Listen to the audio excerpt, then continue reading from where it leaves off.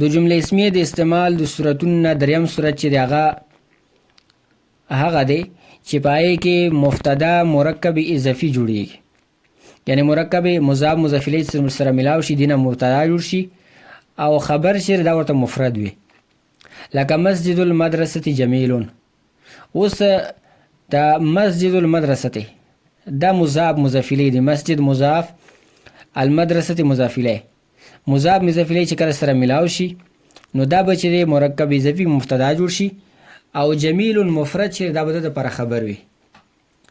او بیا چې دی مبتدا خبر مل که جمله اسمیه خبریه. همدارنګې د لاندې مثالونه چې کېږي صوم رمضان فرض، دلته صوم رمضان د مضاف مضاف الیه چې دی دواړه مبتدا جوړیږي، مرکب اضافي مبتدا جوړ شي، او فرض چې مفرد د لپاره خبر دی. او دریم مثال چې عذاب القبر، دلته چې عذاب القبر مضاف الیه چې سره ملاو شي، مرکب اضافي دا به مبتدا جوړ شي،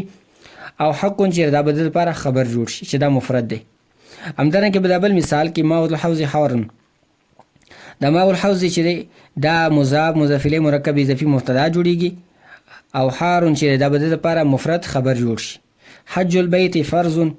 په دې مثال کې حج البیت چې دی دا مضاف مضاف الیه چې دی ملاو شي، دا به مبتدا شي، یعنی مرکب اضافي مبتدا بشي، او فرض چې دا خبر دی ولا چې دا مفرد دی. نو دریم صورت دا دی چې مبتدا به مرکب اضافي وي او خبر چې دا به د ولا مفرد وي.